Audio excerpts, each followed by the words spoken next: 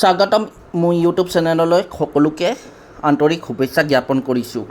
আজি মই এনেকুৱা এখন ঠাইত উপস্থিত হ'লোঁ, যিখন ঠাই অসমৰ লগতে বিভিন্ন প্ৰান্তত আজি উলহ মালহেৰে উদযাপন কৰা হৈছে এটি বিশেষ উৎসৱ। এই উৎসৱটোৰ নাম কি বাৰু? এই উৎসৱটোৰ নাম হৈছে গাঁও পূজা বুলি জনাজাত। আৰু এই উৎসৱটো প্ৰতি বছৰৰ পৰাই পালন কৰা হয়, কিয়নো অতীতৰ পৰা এটা বিশ্বাস আছে যে মানুহৰ মাজত প্ৰচলিত আছে যে এই উৎসৱটো পালন নকৰিলে বা এই উৎসৱটো যদি পালন নকৰে তেনেহ'লে সেইখন গাঁও ভৱিষ্যতে ডাঙৰ বেমাৰ আজাৰ হ'ব, লগতে সুখ শান্তি নাইকিয়া হ'ব আৰু লগতে অশান্তি তথা যুদ্ধ বিগ্ৰহ আৰম্ভ হ'ব। সেয়ে সেই প্ৰতি লক্ষ্য ৰাখি এই উৎসৱটো প্ৰতি বছৰে পালন কৰি আহিছে। আৰু এই উৎসৱটোৰ লগত সংগতি ৰাখি তেওঁলোকে দেৱ দেৱতাসকলক ঈশ্বৰক বিশ্বাস কৰে আৰু ঈশ্বৰে তেওঁলোকক সুখ শান্তি তথা পূজা অৰ্চনাৰে তেওঁলোকৰ দুখবোৰ আঁতৰাই নিয়ে বুলি কিছুমান পৰম্পৰাগত বিশ্বাস আছে বুলি কোৱা হয়।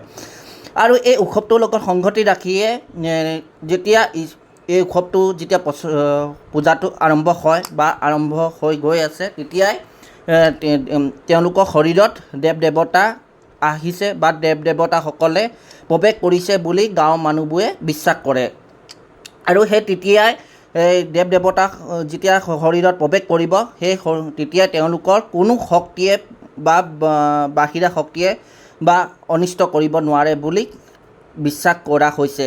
সেই প্ৰতি সংগতি ৰাখিয়ে কিছুমান আচৰিত নৃত্য বা সুন্দৰ নৃত্য তেওঁলোকে এই পূজাত অৰ্চনা কৰা দেখা পোৱা যায়। আৰু এই ভিডিঅ'টো দেখিছে আপোনালোকে যে জোলনা এখনত কেনেকৈ বৰপীৰা এখন পাৰি দিছে আৰু তাত পূজা অৰ্চনা কৰি সেই জোলনাখন তৈয়াৰ কৰিছে।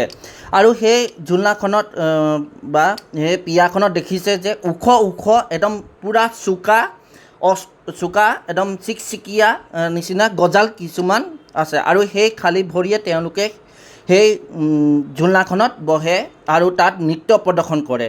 এয়া বৰ সুন্দৰ তথা আমোদজনক নৃত্য, কিয়নো এই নৃত্য অতীতৰ পৰা পৰম্পৰাগতভাৱে চলি আহিছে এই নৃত্যটো।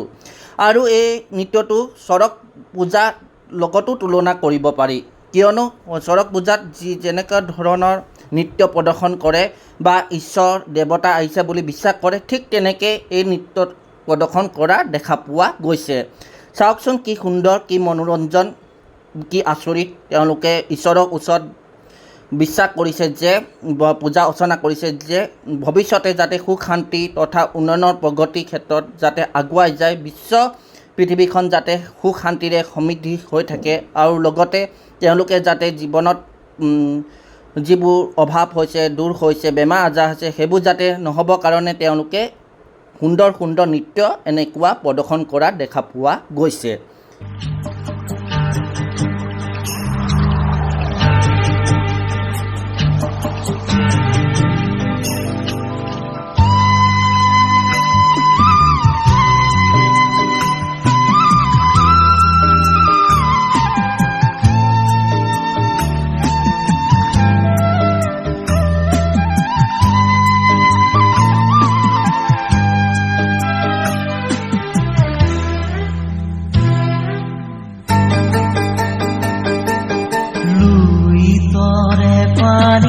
যাবি ও বই লুই তৰে